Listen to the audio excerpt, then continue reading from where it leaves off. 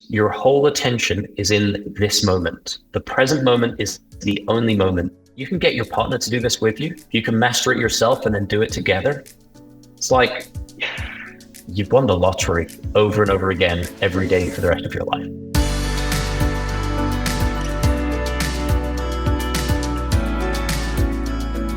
There's something that I like to think of as internal attraction and external attraction, right? External attraction for most guys is mostly physical, right? Mm-hmm.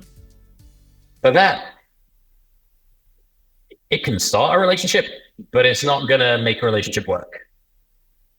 To make a relationship work, you need something much deeper and much more powerful, which is internal attraction. And that, I want to think of it in a couple of ways. There's a spiritual way of thinking about it and an emotional way. One way internal attraction can happen is that the man and woman just connect on a very deep emotional level, which, by the way, only happens through those conversations we were talking about. If you don't have the deep emotional connection, it doesn't matter how attractive you are.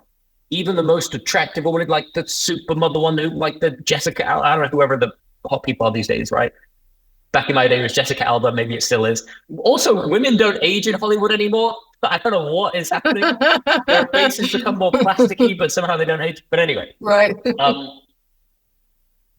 Physical attraction doesn't matter how attractive a person is.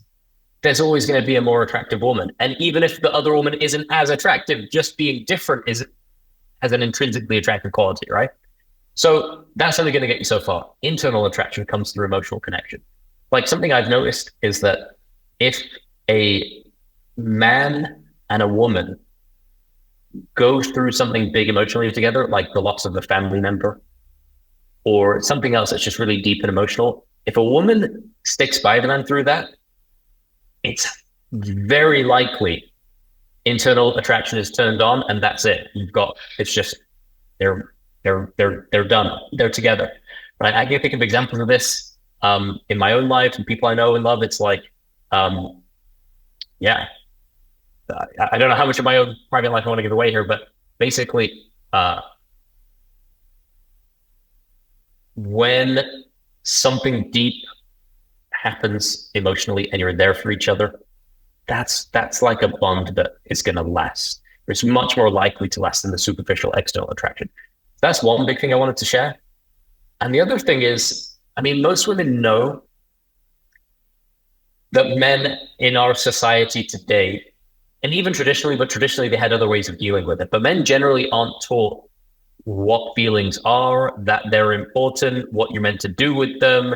Do you even have them? You get a lot of men who are very less brain and they're engineers or they're accountants or something, and they never even think or feel about anything. They'll never talk about their emotions, wouldn't even know the right labels for them. So another way that internal attraction can develop is through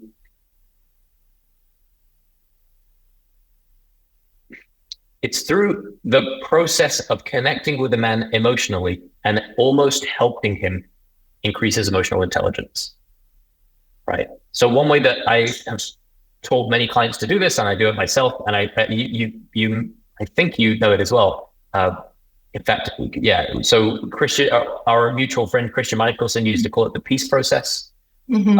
I call it the inner salam method. Eckhart Tolle calls it like being present to the pain body. But there's a very powerful thing that we can do. And what it does is, this is what I said, there's an emotional component and a spiritual component. This is where it becomes almost spiritual, where you notice the feeling that you're going through. And it will be noticed usually as an energy in the body. And you pay attention to it. And you kind of observe it without trying to make it go away until the energy underneath the feeling naturally dissipates. And then you're actually free from the feeling. It's like you feel it so completely that there's nothing left to feel. Now, firstly, if there are guys watching, if you know how to do this, you've got I almost consider this a superpower for men and women, because women are a lot more in touch with their emotions. So if they knew to do this process, they could probably do it a lot more quickly and easily, because it's like, oh, that's all that is. It's a feeling, and I can observe it without getting caught in the thought feeling story, because then it goes on forever, right? You quiet the mind, become present, notice the feeling, it dissipates. Well, that's how you actually let go of a negative feeling. That's how you actually transcend it. Now, when a couple gets good at this together, it's like you can overcome anything. All of your fears are just fears of feeling. Even the guy who's afraid to approach a woman, if he can observe the feeling and let go of it, then he's not afraid to go and approach the woman anymore, right? If the woman can let go of her fear of having the big conversation about, is the guy really interested in a long-term relationship? When she lets go of the fear, it's a lot easier to have the conversation. And when a couple learns to do this together, the type of attraction that's formed is a lot more deep and a lot more powerful. Now, there's no guarantees in life. I'm not saying that you won't do this and then separate and part ways. That happens too, right? But you gain something. There is something more powerful. There's something that's even more of a blessing than a life partner. And that's something that's more of a blessing than a lifetime relationship with your partner is an eternal relationship with God. It's way more powerful, and it will be there with you for life. And if you had to go through some breakups in order to find it, you will never regret it. You'll never regret it. And that's certainly what happened for me, right? I had to go through falling in love, breaking up, getting divorced. Then I found it. And what did I find? It was a way of not repressing all the feelings, but embracing them and transcending them, and realizing that on the other side is the peace of God. It's literally, that's why it's called the peace process, or the inner salam, which is the Arabic word for peace method. Because on the other side of that, there's this just absolute tranquility that, and I want to finish this thought here, it's a tranquility that is pure presence, which means your whole attention is in this moment. The present moment is the only moment you can connect with God. It's the only moment. People talk about presence like it's a state of mind. It's more than a state of mind. It's a state of bringing God to mind. God is beyond thought and beyond words and beyond form and description. And the closest we can get to that is by quietening our minds. And it's really hard to do that if you've got all of these insecurities and fears and everything that are coming up and all the inner chatter and talk. And underneath all that is this negative feeling. And that's where the inner salam method. Now, if you can do that yourself, you'll be a much better partner. You'll show up in a much better way. You'll attract energetically a much higher quality partner, someone who's not bringing drama to the situation, but is bringing pure presence and love. So that's on one level, but on another level, you can get your partner to do this with you. You can master it yourself and then do it together. It's like you've won the lottery over and over again every day for the rest of your life. You've got the best. We have a prayer. Dear Lord, give us the best in this life and the best in the next life. And the best in this life, some people say, is presence because of the wonderful feeling of connectedness that comes with it. And the best in the next life is the eternal presence of God. And some people say the best in this life is a wonderful conscious partner. And the best in the next life is the eternal bliss that you experience with that partner. So that's all I'm going to say about that. That was beautiful. That was beautiful, Mamoon. It was beautiful.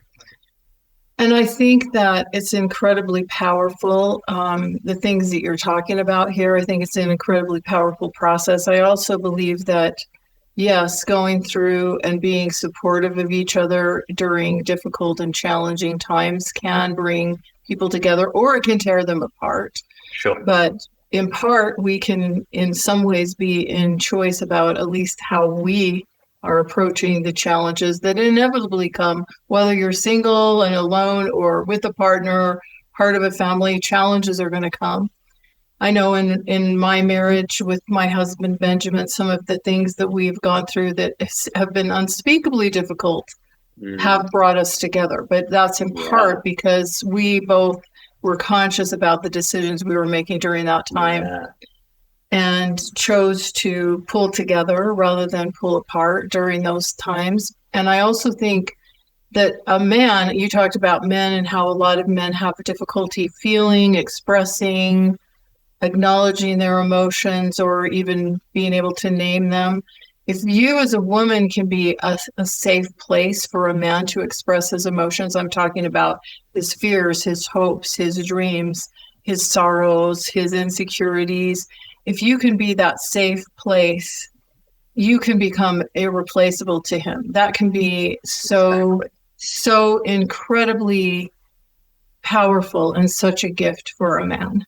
Because, I mean, Mamoon, I've had men cry to me and say, if we don't have that, if we don't have that with you, we have it nowhere. We have nothing. Because for a lot of men out there, they don't have the kind of relationships where they can really share those kind of things. It's more like, hey, dude, or, you know, how about that game or whatever.